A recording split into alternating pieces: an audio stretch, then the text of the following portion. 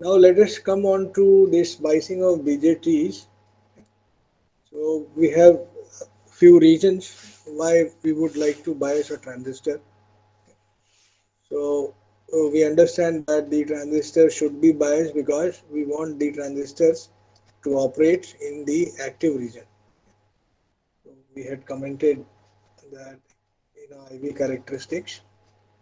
So if I try to draw the IV characteristics, so we had commented that the for amplification purpose we want to keep our transistor or BJT to work in active region. Right? So this is active region in a BJT. For BJT, this is called active region or constant current region, and this region is saturation region. We had already commented. And for a MOSFET, these two regions are reversed. That is, the active region is actually saturation in a MOSFET, and saturation region is called active region in a MOSFET. Right? But here, let us say that we are concerned with BJT. So we want to keep the BJT, that is transistor, always biased into the active region when we are using it as an amplifier.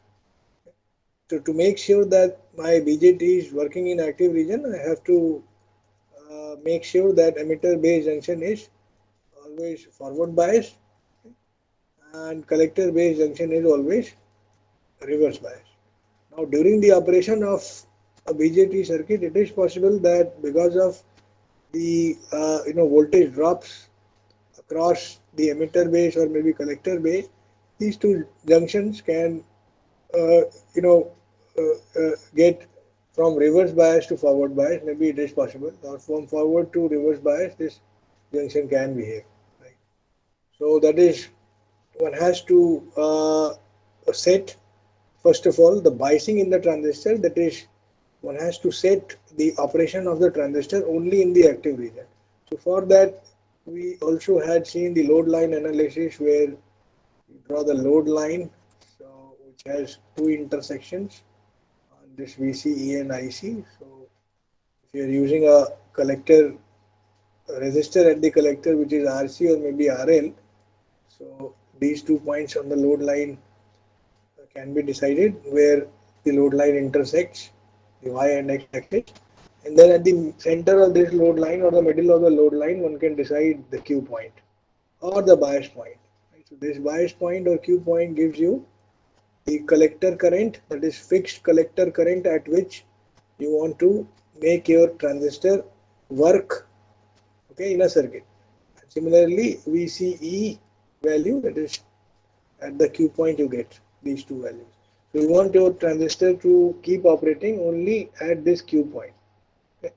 So that is why you set this ICQ and VCEQ, that is collector current and the collector voltages. So these two things are basically set.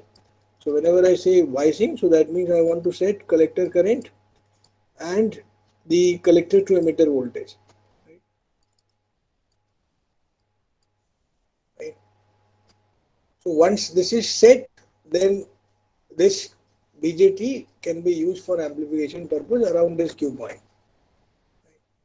So the transistor must always operate in the active region. It should not operate in any other region.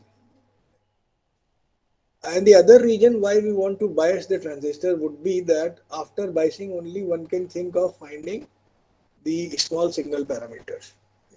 What small signal parameters? For example, GM and R naught. So we understand that GM can be calculated if I know collector current. Okay.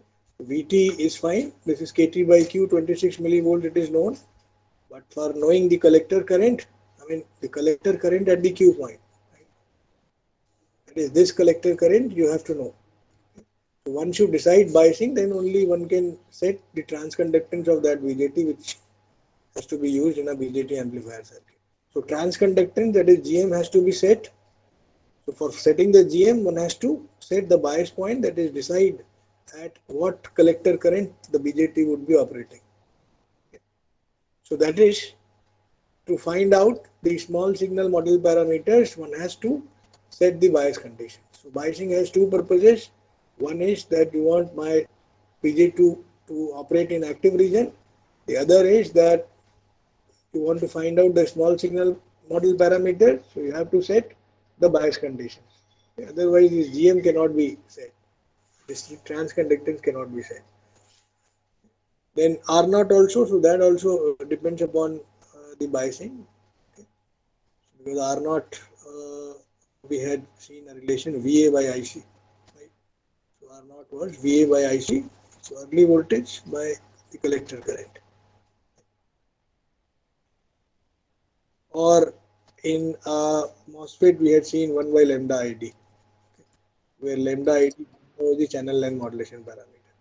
So since we are only concerned about BJT, so we'll talk about GM and R naught in context of BJT only currently. Okay. Now, we had also discussed that when we are, this BJT, so this can be used to produce a current. So bipolar junction transistor can be used to produce current at the output. So you apply a base to emitter voltage VBE, and you will see a current, that is current at the output or collector. So how this goes? So VBE increases, the current also increases.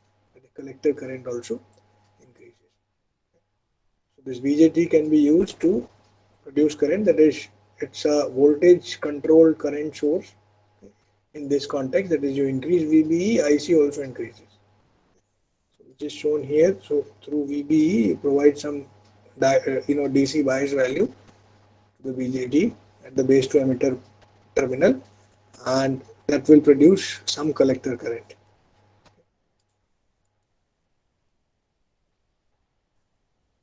Now let us also talk about the DC analysis versus the small signal analysis.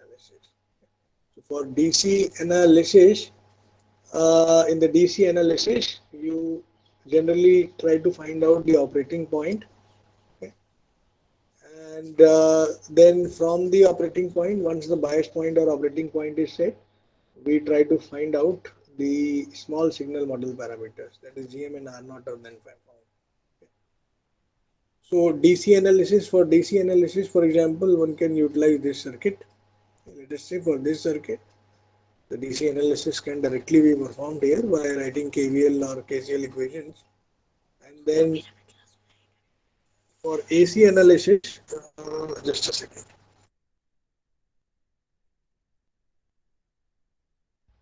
Yeah, so for AC analysis, you need to draw the small signal model of this circuit. So for example, small signal model of this circuit can be drawn here as this. Okay. And then these quantities, that is GM V pi,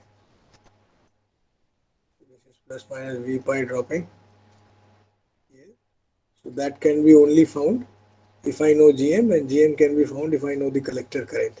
That is DC value of the operating point, the Q at the Q point, what is the collector current. So using that, one can set the transconductance, or one can find out the small signal model parameters here. And then if you have a R naught also, then that also depends upon the how you are setting the Q point or bias point. Now, secondly, at the first go, you have to set the operating point and find out the small signal model parameters. And then the next step is to set all independent sources to 0. So once you set all the independent sources to 0 in this small signal model, so all independent sources means VCC here is an independent source, so which is set to 0 in the small signal model. So now this circuit can be used to find out the input and output impedance and also the output, that is the AC output. Now before moving further, we need to also comment on the, I think we had discussed the, so we had discussed the, maybe I'll, so in the when you are setting the bias point by so when you are setting the bias point, you have drawn the load line. So this is DC load line, let us say. So this is my DC load line, VCC by RC, if RC is there in the collector. So this is DC load line. So I call this as DC load line. Now for AC analysis, you need to draw the AC load line. So AC load line is somewhat steeper than the DC load line. So this would be my AC load line, which is steeper. Now both AC and DC load line, they would pass through the same Q point. The bias point remains same for AC and DC load line. Now AC analysis can be done by using this AC load line. The input signal can be uh, uh, you know can move across this AC load line. That is, output can move across this AC load line. You apply whatever input you are applying across this Q point. So that will give you 2 points on the AC load line, small signal. And then one can find out the output, that is again current, collector current over here. But AC and DC load line, they both pass through the same Q point. Okay. Now before moving further, let us also discuss about this simplified notation of this circuit. That is, whenever I see this circuit, so here a AC input signal source can be simply written as V in. So if I write small v in, so that means this represents a AC input signal source. Similarly, this VCC battery source, which is connected to the collector via this resistor RC. So this can be replaced by simply a horizontal line and writing capital VCC. Okay. So this represents this DC battery source. So this is a simple simplification that you will observe in this course. Okay. So whenever you see this, so that means that you have a VCC battery source and V in is a small signal. Now we had seen biasing. Now let us see some examples of bad biasing. So for example, here this is a badly biased transistor circuit where this is my microphone over here. The user is trying to connect the microphone output directly to the base of this transistor. So microphone output has two terminals. Okay. So positive terminal has been connected to the base of this transistor and negative is connected to the ground. So user is trying to bias the base emitter junction by the output of this microphone.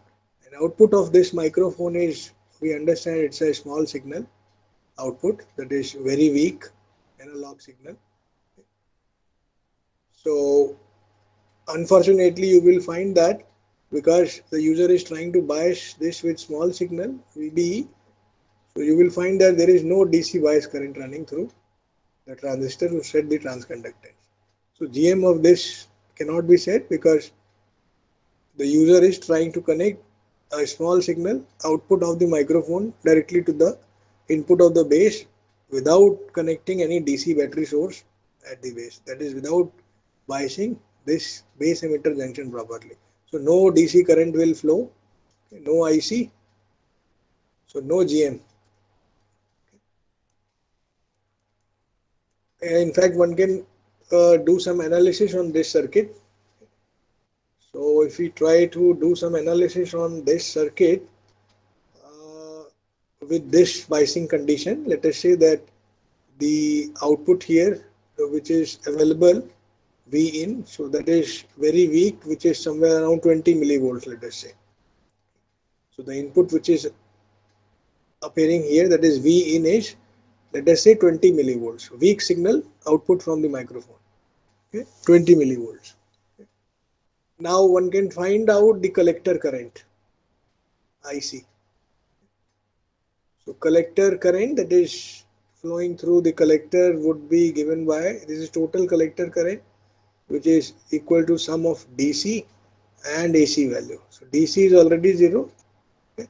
So the total collector current is, it can be given, we had seen the collector current can be given by I naught e to the power Vd by V in by Vt minus 1. Right. So this relation we had seen earlier, where I naught is saturation current. So the same relation we will utilize here. And V in is 20 millivolts, we know. Vt is also, we know. Kt by Q, which is somewhere around 26 millivolts, Vt. And saturation current, it depends upon the transistor, physical parameters, saturation current. So this can also be calculated. And saturation current is, let us say, 6 into 10 to the power minus 16 amperes. Because this depends upon the physical parameters, that is emitter area or doping concentration. Okay. So this can be calculated, and this is, let us say, calculated to be equal to 6 into 10 to the power minus 16 amperes. So one can utilize this here, and Vin is also known, Vt is also known. So one can find out the collector current in this circuit. Okay, that is this collector current. So this collector current comes out to be equal to 1.29 into 10 to the power minus 15 amperes. So this is very weak collector current flowing through the collector. Okay. So ideally the current values for a BJT is of the order of milliamperes, but it is 10 to the power minus 15 ampere, which is very weak. Okay. So now on this very weak collector current, one can find out the collector voltage Vc.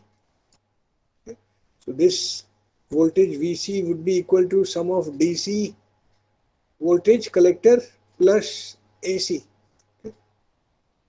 Right. So this is total collector current, which will be equal to the DC value plus the AC value. Okay. So DC value, we have already said that since IC, capital IC was 0, that is DC bias was 0 here. Okay. So there is no DC bias current. That is IC, capital IC was 0, so capital VC is also 0.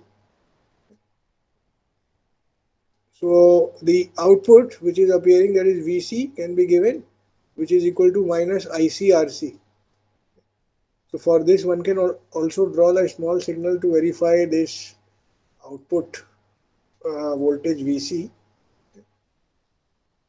So output voltage Vc, one can draw the small signal model. So small signal model has this RC at the collector side. Right? So Vc can be found at this node, which would be equal to minus ICRC. Right? So IC is going from here and then again coming back into the collector. So Vc is minus ICRC. IC we have already got, so and RC already we know 1 kilo ohm. So Vc is again 1.29 into 10 to the power minus 12 volt. That is output that you are getting is 10 to the power minus 12 volt. Input you are supplying 20 millivolts, and output you are getting is 1.29 into 10 to the power minus 12 volts. So it is not amplifying, right? So it should have been more than 20 millivolts. The output should have been more than 20 millivolts. But since this is not amplifying, why it is not amplifying? Because the DC bias conditions are not set. So that is why the output is further smaller than the applied input.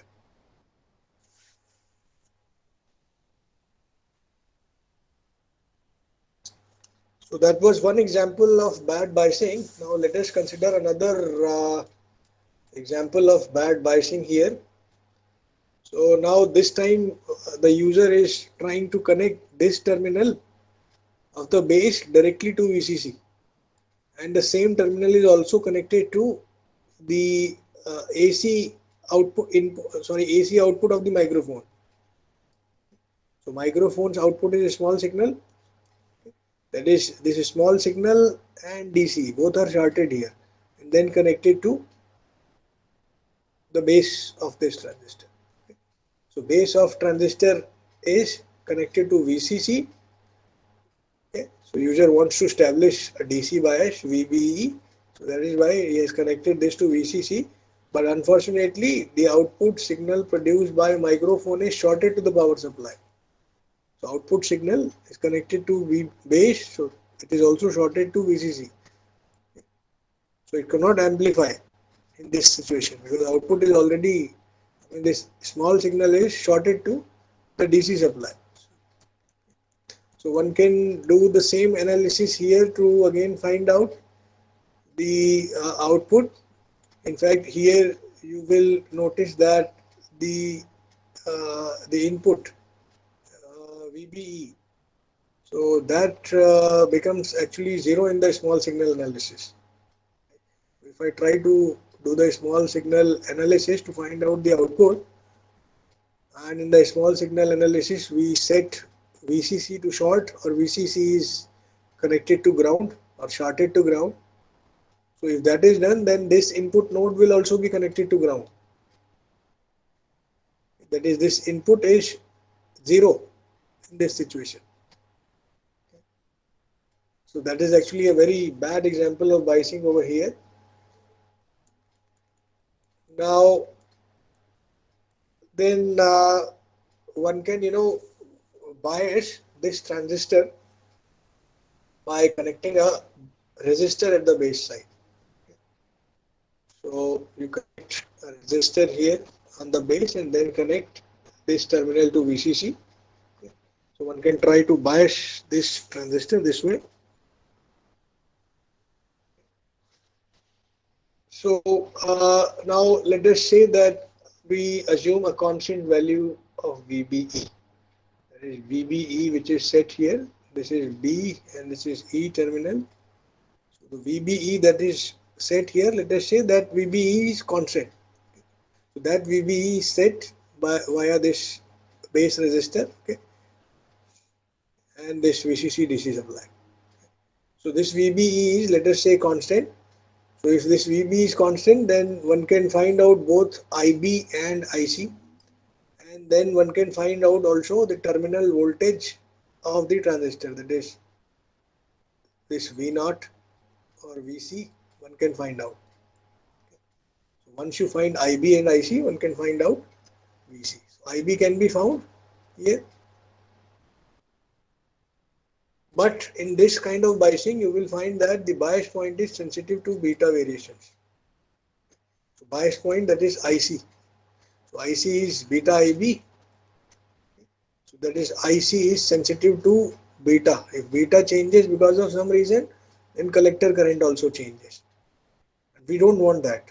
We want IC to be fixed. That is, operating point should be fixed. That is, collector current, DC collector current should be fixed. We don't want this to vary with beta. But here, if beta varies because of some reasons, so beta may vary because of temperature variations and other factors. So if the beta varies, the collector current also varies. That is, the bias stability does not exist. The bias point is not stable because collector current changes with beta. So one can do some analysis here on the same circuit here. So one can use KVL in the base emitter loop to say that VCC minus this IBRB, okay, VCC minus IBRB minus VBE is equal to 0. So one can write this relation. VCC minus IBRB minus VB is equal to 0. So from this one can find out IB.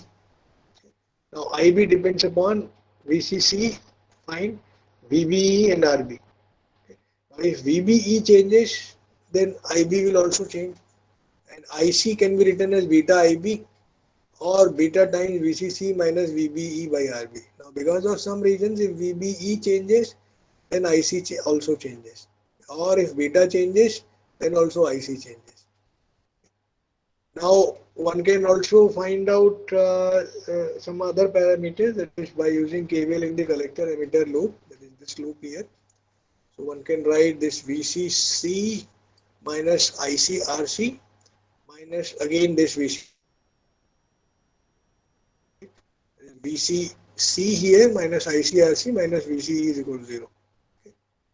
Or one can say VCE, one can find VCE VCC minus ICRC. Now we had said that Q point means that VCE is set and IC also is set. But here we see that if beta varies, then IC also varies. So that means Q point is disturbed. So Q point is not stable in this kind of biasing. So Q point directly depends upon the beta variations. So the bias stability is not present here in this case. Bias stability is not there in this case. That is, this Q point is not stable. This is a little bit better circuit. I mean, it has improved biasing via this resistor R2. Okay, so in the previous case, we had only R1, and now we have also connected this R2. Okay, so this is a better. How this is better? Now this is basically resistor divider to set VBE. Right? So whatever voltage drop across this R2, so that is utilized as VBE. Okay. Now, if this VBE across this R2 is constant, then one can produce the collector current, which is relatively insensitive to variations in beta, only provided that if the base current is small. Right? So if the base current is small, then only one can say that IC does not depend upon now beta variation. So how, let us again perform some calculations. So before performing the calculations, one has to simplify this circuit. Right? So this is same circuit, previous one here. So one can simplify this circuit by using the Thevenin's theorem at the input here. Okay. So utilize the Thevenin's theorem here. Thevenin's theorem one can utilize at the input, that is this portion. So using Thevenin's theorem, one can simplify this to Thevenin voltage connected in series with a Thevenin resistor. Right? So this circuit can be simplified to a Thevenin voltage V Thevenin, okay, connected in series with a Thevenin resistor RTH. Then this can be connected to node X, and then you have a transistor obviously here.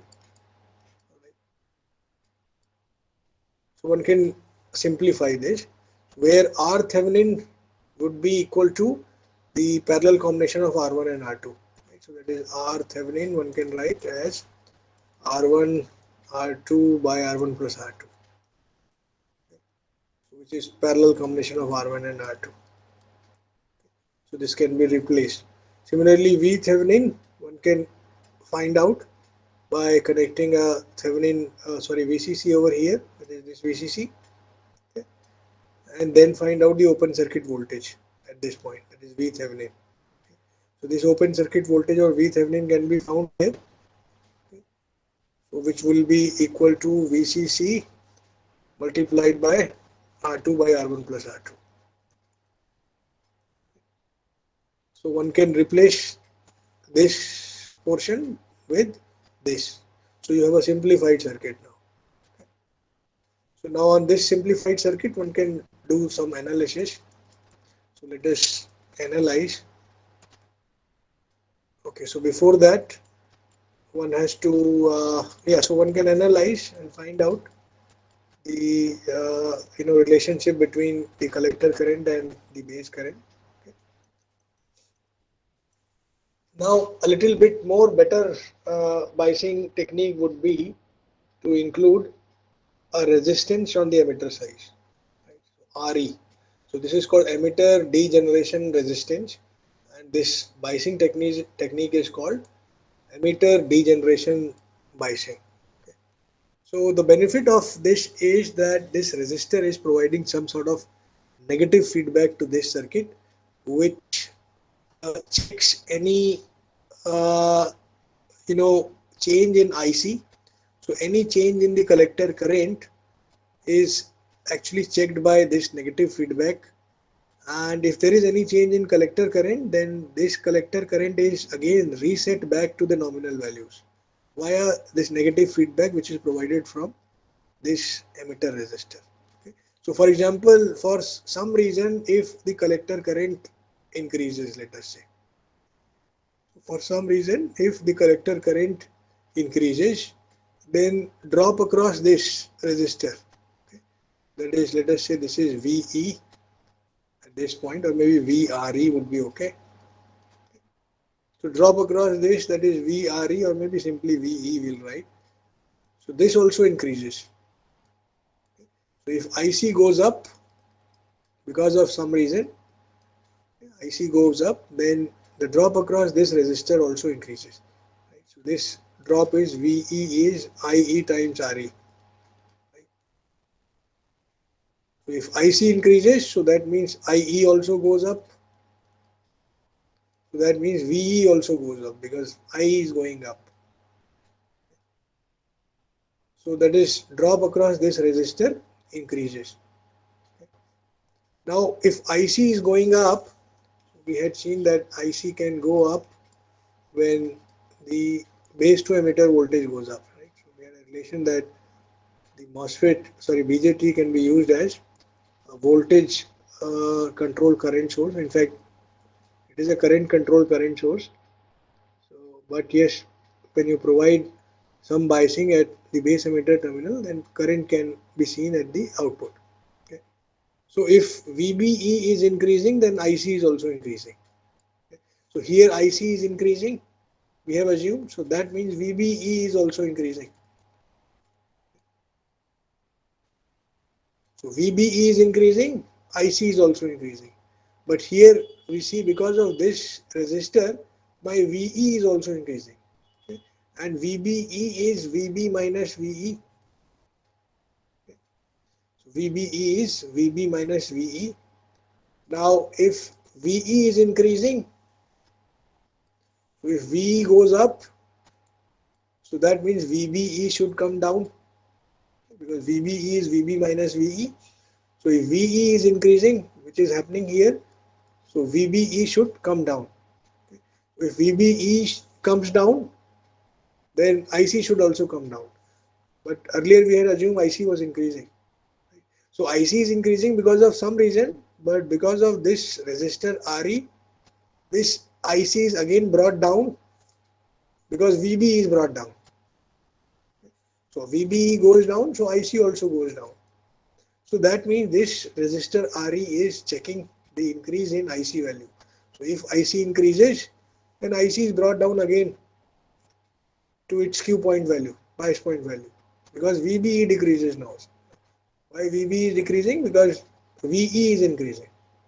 So this actually provides some sort of negative feedback to this circuit, which keeps tracking the collector current, and if collector current increases, then it resets the collector current back to its nominal value. Okay. So this is a better biasing technique, which is actually less sensitive to beta only if I1 is much greater than IB. Right. So I1 is the current which is flowing through this branch, and IB we understand. So if I1 is much greater than IB, then this circuit or this bias technique is less sensitive to beta and also VBE variations. So we'll perform some analysis to justify this point. That is how this collector current is less sensitive to beta.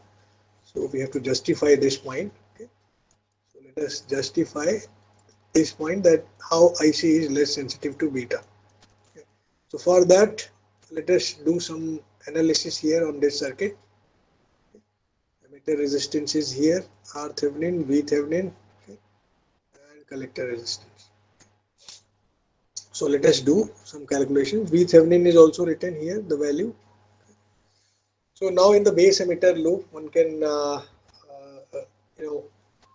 apply again the KVL here.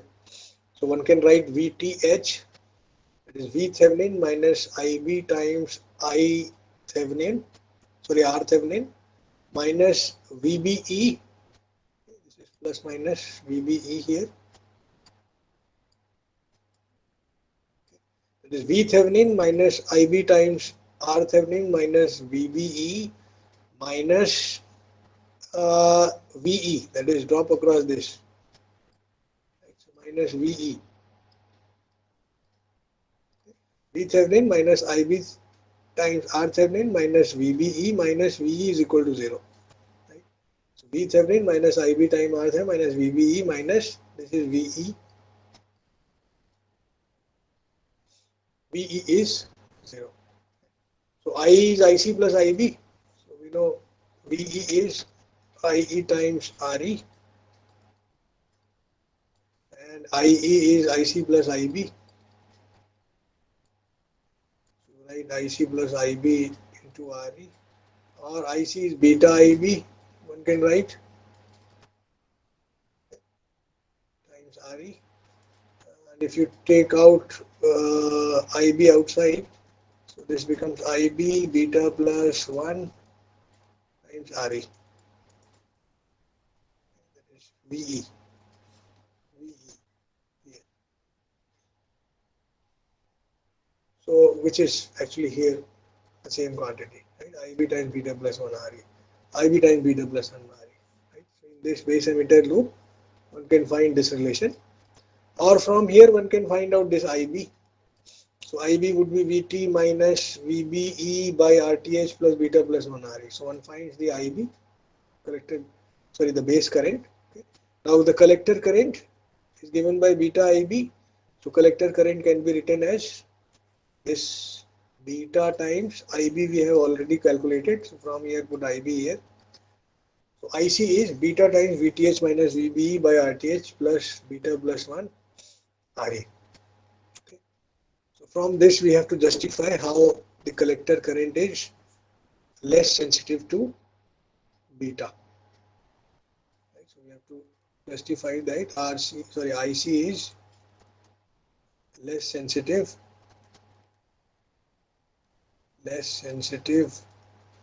to beta.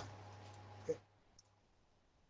So here from this it seems that IC is sensitive to beta, but if we make some approximations, so for example, if I say beta plus 1 RE is much greater than RTH, so if I write that, maybe I've written it in the next slide. Okay, here we have written. So let us go back there directly. Before that, let us also perform KVL in this loop, collector to emitter. So one can write from here, one can write VCE is VCC minus ICRC minus IERE, or VCC minus ICRC minus IC plus IBRE. Now let us take this equation to the next page. That is this equation we had found. And let us now discuss the bias stabilization. That is how the bias point is stable. That is how IC is stable and how IC does not vary with any changes in beta. So for that, is much greater than RTH. Plus 1, that is this is much greater than this. So this can be neglected if this is true. And if beta is very large, then beta plus 1 is almost equal to beta. So this beta plus 1 and beta can go off. Now we are left with IC is VTH minus VBE by RE. So IC is VTH minus VBE by RE. So here we don't see any beta in the collector current. So that is, one can say that the collector current is independent of beta. So any variations in beta does not affect my collector current. So that is how this bias technique, that is having a resistor in the emitter or emitter degeneration resistance based biasing technique, is more stable. Okay. The bias point is more stable as it is collector current is independent of beta. Okay. So let us discuss the overall bias circuit design procedure. Okay. So while biasing a circuit, you need to first of all choose a value of IC to which will set the small signal parameters, and the small signal parameters would be GM, and so the small signal parameters would be GM, R pi, etc. So GM, for example, can be set by IC by VT, and R pi would be beta by GM.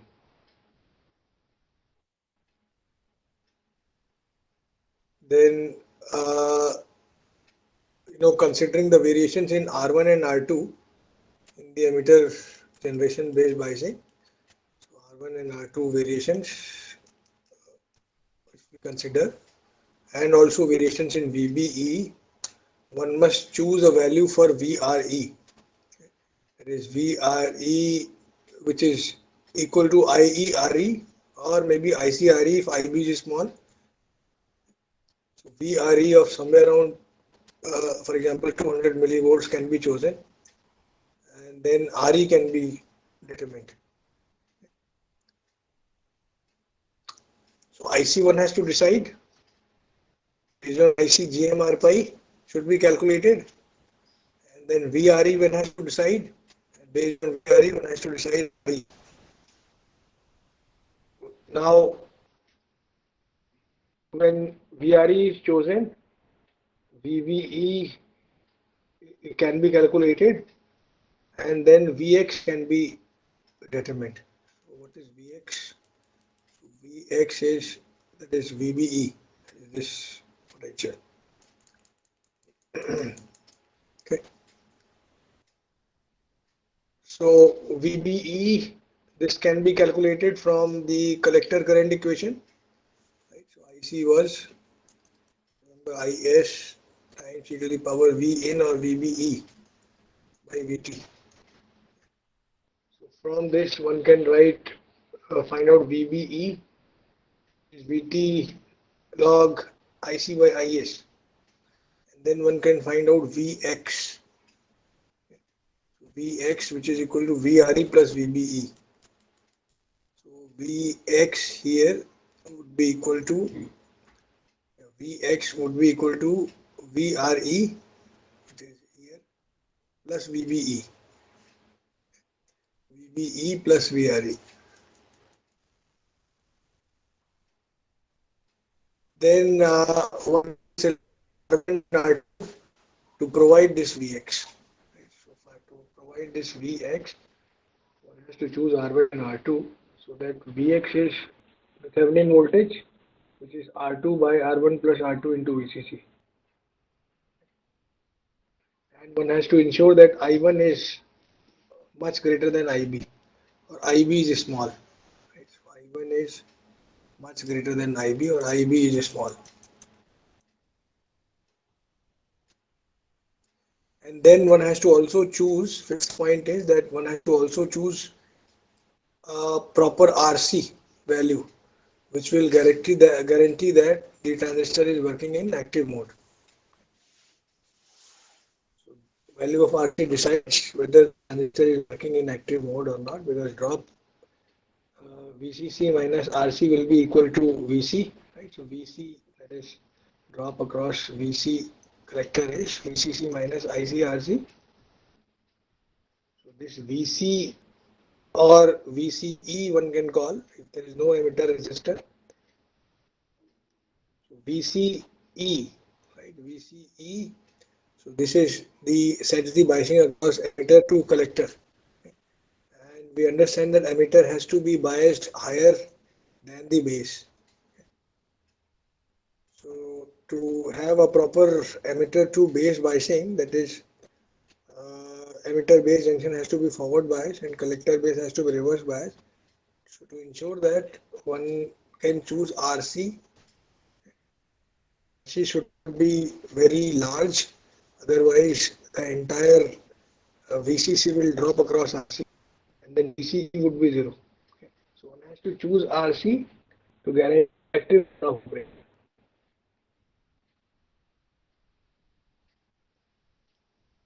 Now, apart from that technique, that is emitter degeneration based biasing technique, there is another self biasing technique which is called, where you put a resistor RB through the base and then connect this to the collector.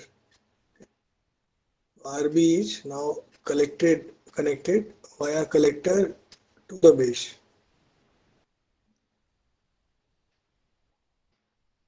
Okay. Just a second.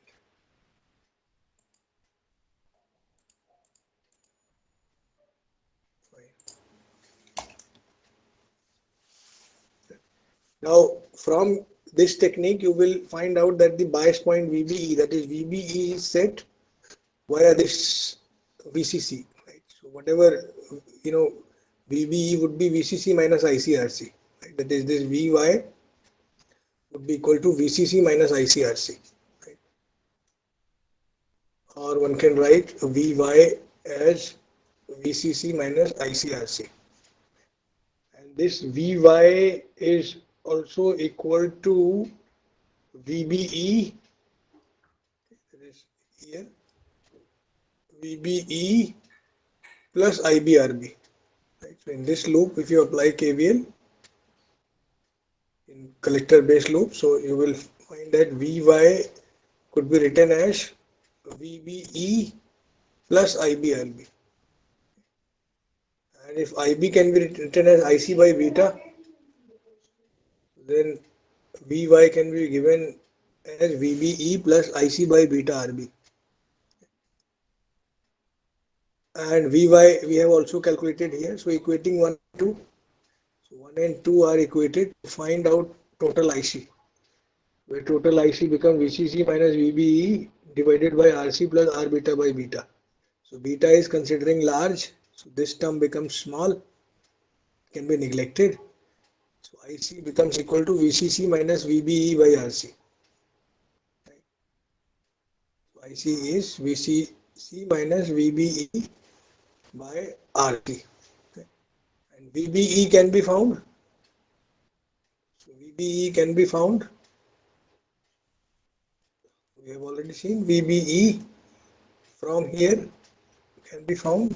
This VBE from this collector current equation. One can find this VBE, okay, which is here.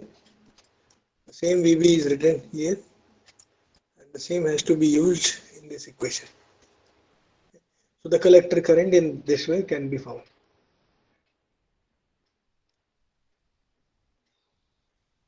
Now, one advantage of this self-biasing technique would be that the collector current has a higher potential than the base. So collector is having a higher potential than the base. So remember, in an NPN transistor, if this is my collector, this is my emitter, and this is base. So it says that collector has a higher potential than base. Obviously, collector is here. So collector has a higher potential than the base. Fine. Right? So collector is higher potential, let us say 3 plus. And base has only 2 plus. Right? So collector is, let us say, at a higher potential than base, which is evident here. So this means that this junction, emitter base junction. Right? So this is always, sorry, collector base junction. So this collector base junction is always reverse bias. If collector is at a higher potential than base, then we can ensure that the collector base junction is always reverse bias. So for this transistor to work in active region, we want collector base junction to be reverse bias. So which is actually ensured here. So this kind of biasing technique can ensure that this BJT always operates in the active mode of operation, right? Because my collector is at higher potential than base. So which ensures that the BJT works in active mode.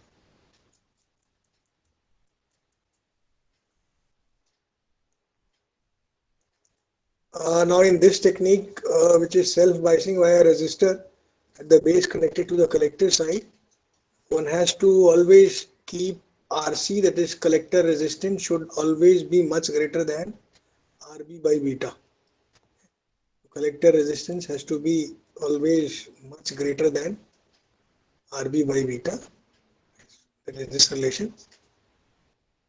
This we have already assumed collector resistor is greater than RB by beta, so that is why this is equal to RC. So this assumption one has to make.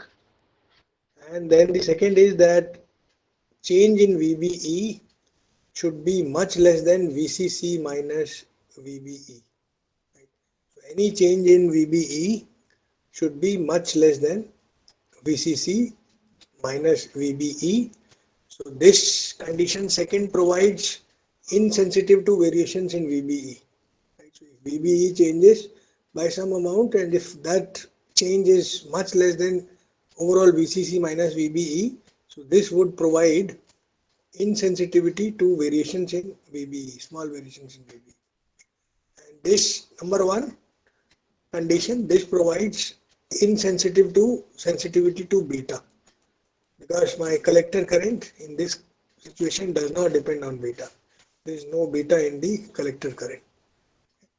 So the collector current is insensitive to variations in beta also, and also variations in VBE also.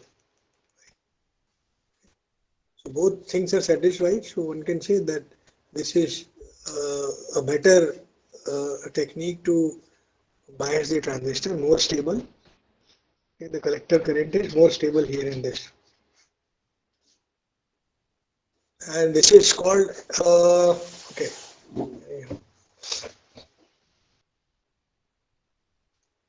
Okay, fine. Then one can mix the emitter degeneration kind of biasing with this collector feedback biasing. So one can have the collector feedback biasing along with resistor at the emitter side, which will give a better, biasing, which will better provide better stability. So that can be seen by again performing an analysis here.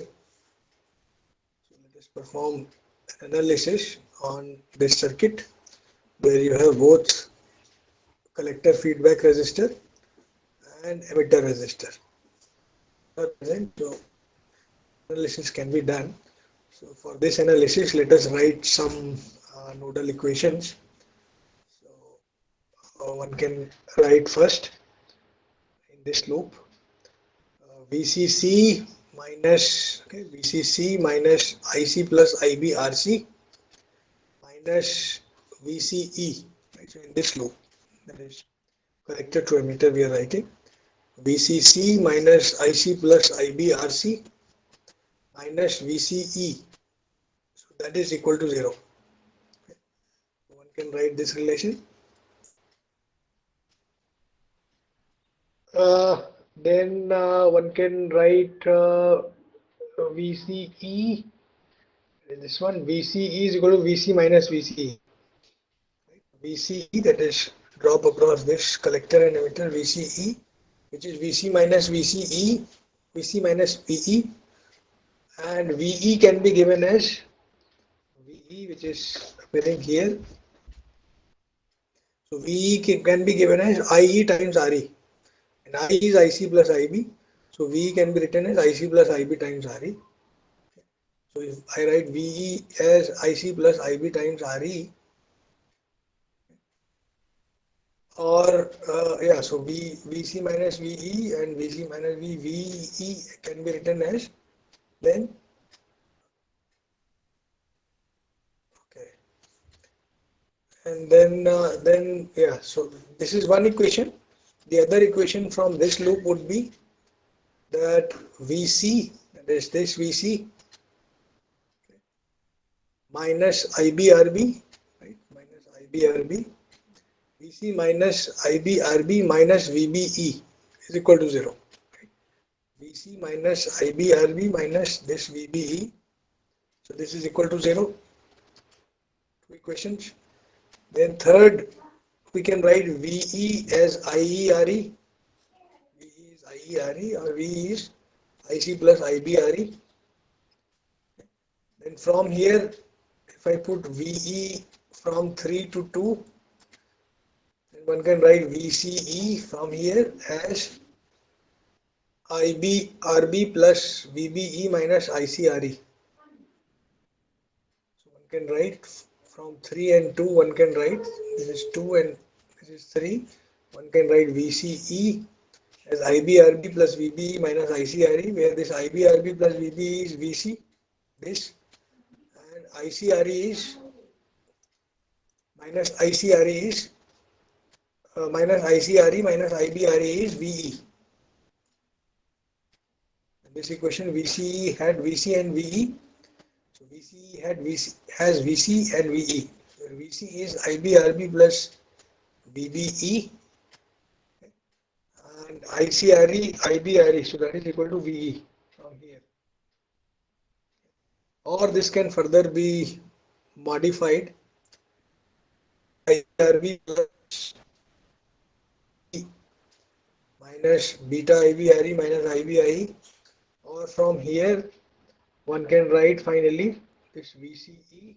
This is also VCE. VCE is equal to IBRB plus VBE minus beta plus 1 IBRE. Now bring this 4 equation here into this one. So when I bring this, so I can get VCE, that is this VCE I can put from here. So this equation becomes VCC minus ICIB, IC plus IBRC minus IBRB. This is minus VBE, that is VCE is minus VBE and plus beta IBRE. So that is equal to 0. So which is written here. So this equation comes from this 5 here. And then further one can modify this, further simplify to this. And from here one can find then IB. Right? This IB can be found. So this IB is found as this. So IB is found. So from IB one can find out IC also. So IC is then found as beta times IB. From 6, that is this equation, we put IB here. So IC is beta times IB, so beta times this much. Now for bias stabilization, we assume that the base resistance is much less than beta plus 1 times RC plus RE. So RB, that is this is much less than this term. So that means this can be neglected. And beta plus 1, beta is large, so beta plus 1 and beta, so they cancel out. So we are left with IC is VCC minus VBE by RC plus RE. Right?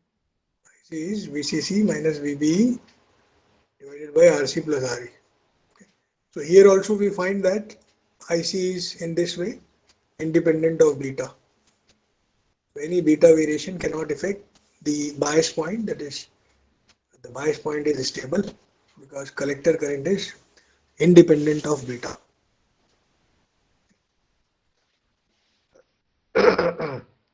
So let us summarize the biasing techniques that we have learnt.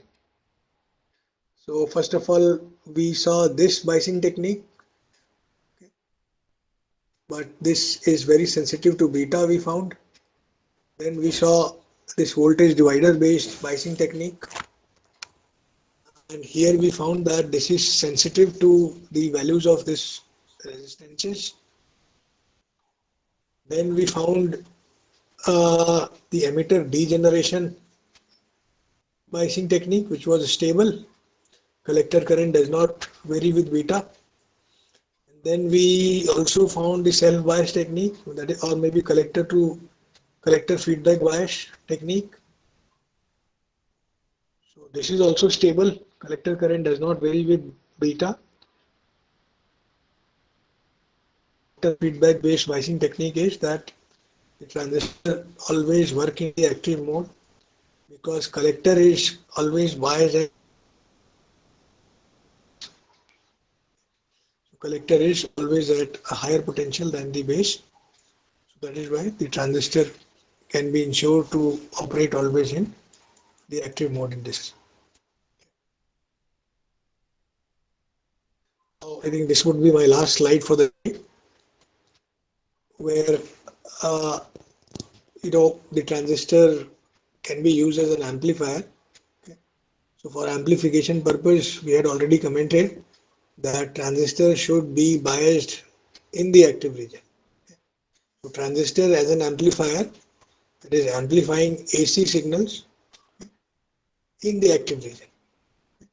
So for understanding that, let us draw again the IV characteristics, that is total collector current, which is sum of both AC and DC, and total collector to emitter voltage.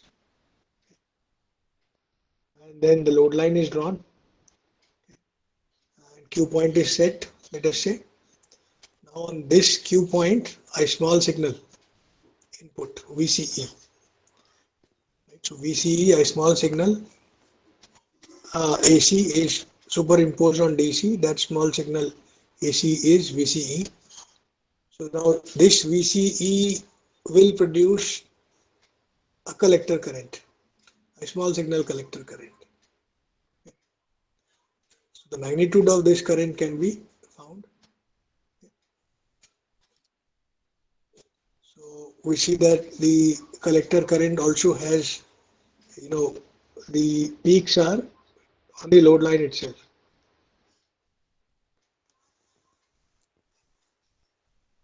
So transistor can operate as an amplifier for amplifying AC signals in the active region. That is, transistor should be biased in the active region. So the active region can be for amplifying the AC signals. Now, similar to NPN BJT biasing technique, one can also think of biasing a PNP BJT or PNP transistor. Same way. Right? So one can utilize either this biasing or maybe the voltage divider with emitter degeneration, or maybe this, or maybe collector feedback.